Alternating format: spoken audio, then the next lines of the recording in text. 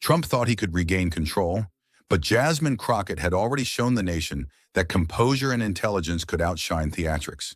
The day began early, the Capitol humming with activity, reporters lined in tight rows outside committee rooms, laptops open, phones buzzing with the latest updates. Jasmine's office was already alive with movement, her team prepping her for the next round of scrutiny. She sipped her coffee slowly, letting the quiet settle over her as she reviewed notes from the previous viral exchanges. Every number, every statistic, every potential question had been mapped and reviewed. Yet she knew the unpredictability of the media, and the president could throw even the best prepared plans into chaos. I stand before you this evening with a message of confidence, strength, and hope. 4 months from now, we will have an incredible victory. She breathed deeply, recalling her grandmother's words. Strength isn't loud, baby, it's steady. That steadiness had carried her through 9 seconds that changed public perception, and she intended to carry it further. By mid-morning, the White House issued another statement, framed as a rebuttal to her misleading questions, but Jasmine and her team ignored it. Listen, you either are going to do what you need to do as it relates to the people that elected you, or you are going to go ahead and make sure that you bend the knee to your king. And right now, they don't know which one to do. I don't even know why it's a debate. The strategy was clear. Do not engage in theatrics. Do not amplify false narratives. Redirect attention to substance. She walked into the briefing room later that day, a different energy in the air than the last confrontation. Cameras were set, lights were bright, but this time she controlled the narrative from the moment she stepped up to the podium. "Good morning," she began, voice even, eyes steady.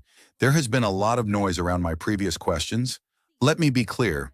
I'm here to talk about education, about the children whose schools are struggling because of poor policy decisions, not to trade barbs." Let me tell you why I'm here. I'm here fighting for people in my district because Republicans are willing to sell out working and struggling folks in my district. And frankly, there's two. The room hushed. Reporters leaned forward instinctively. The power of calm authority was already evident. Trump, flanked by advisors, arrived mid-briefing, expecting confrontation. Well, no, I didn't say anything on Friday. What I said is, let the Senate decide whatever they want to do is okay with me. But Jasmine's presence shifted the dynamics immediately. The typical bravado and smirks met with nothing but controlled resolve. Reporters noticed instantly. She was not reacting, not baiting, simply presenting facts and refusing distraction. He gestured toward her, attempting a smirk-laden remark. It is time to heal the wounds that divide us and to seek a new unity based on the common values that unite us. But Jasmine countered before the words fully formed. "The facts speak for themselves," she said, voice resonant but soft. Trump, it is the cult-like mentality that we see that is becoming pervasive in this country, where they say that he's our ruler. It doesn't matter what he does. He can violate the law. Cuts to Title I programs will disadvantage the students who need support the most. That is not policy. That is neglect. A few journalists scribbled furiously, others raised their eyebrows, and some just stared, realizing the room had quietly shifted to her rhythm. After the briefing, social media exploded again. Clips circulated of Jasmine walking calmly past the podium, redirecting questions, and holding her ground without raising her voice. I think that people are over politicians trying to politic. I think that they want people to truly represent them, and the frustration and the annoyance and even some of like the comical stuff. Commentators across networks debated the strategy, calling her disciplined, methodical, and increasingly a rising symbol of reasoned leadership.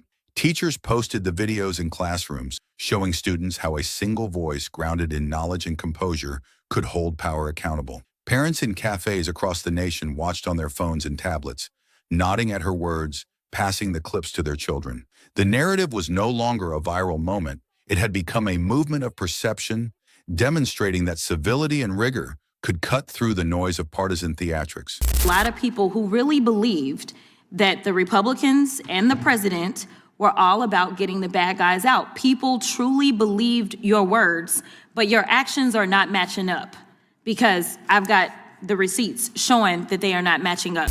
Back at the White House, frustration ran high.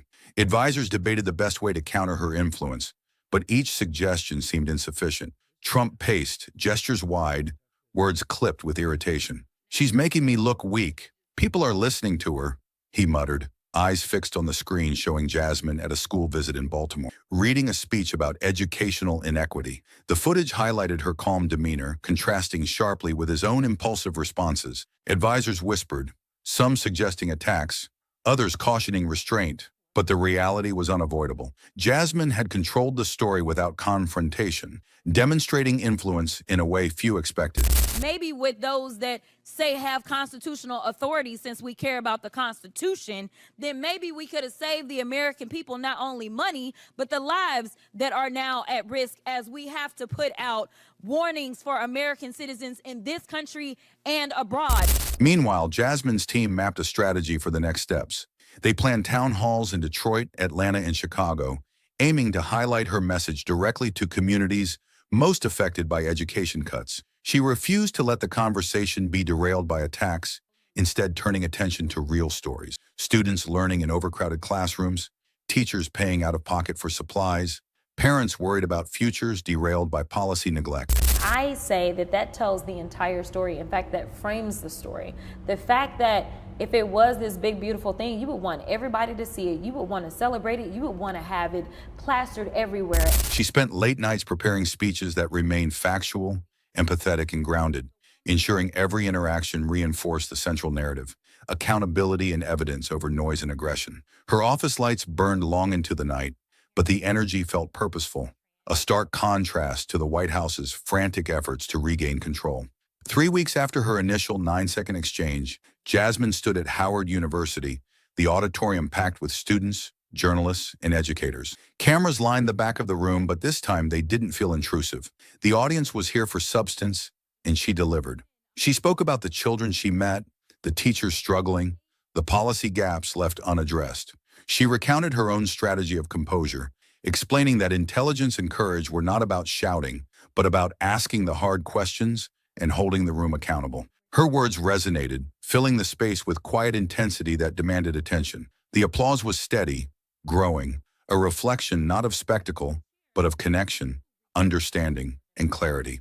As her speech concluded, students approached her one by one, shaking hands, sharing stories, asking questions. A young woman whispered her aspiration to run for office, expressing concern that she might not be taken seriously. Jasmine knelt slightly, smiled warmly, and advised that knowledge, composure, and courage were the tools to be seen and heard.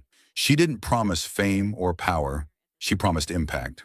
Outside, the campus lights stretched across lawns, and reporters quickly recognized that this was more than another viral clip. It was a demonstration of leadership based on reason, empathy, and integrity. Back in Washington, the White House responded with frustration. Clips of Trump attempting to rally crowds, now juxtaposed with Jasmine's calm and precise statements, spread across social media. Attempts to discredit her only reinforced the contrast. Analysts discussed how a single individual, relying on facts and poise, had shifted public perception in a way unprecedented in modern political confrontations. Her popularity surged among young voters, educators, and even moderates, not because of confrontation, but because she refused to be distracted by it. Jasmine, meanwhile, focused on follow-up actions, town halls, policy briefings, and legislation aimed at addressing the very inequities that had sparked the viral exchange. Each step reinforced her message that leadership was not about performance, but about results. By the end of the month, Jasmine Crockett had transformed the narrative entirely. Viral moments remained, but they were secondary to tangible engagement and policy advocacy. She looked at a handwritten note from her mother pinned to the corkboard. "Never forget, calm minds build strong bridges." She smiled softly, letting the weight of the day settle without distraction. Tomorrow would bring more meetings, more votes, more attention, but she was ready. The story that began with a single composed question had become far greater than her alone. It had become a reminder that courage and clarity, steadiness and integrity could shift perception, inspire action, and ultimately change the conversation. And as Jasmine Crockett turned off the lights and prepared for the next day, she knew one thing: the quietest voice in the room could always echo the loudest when it spoke truth.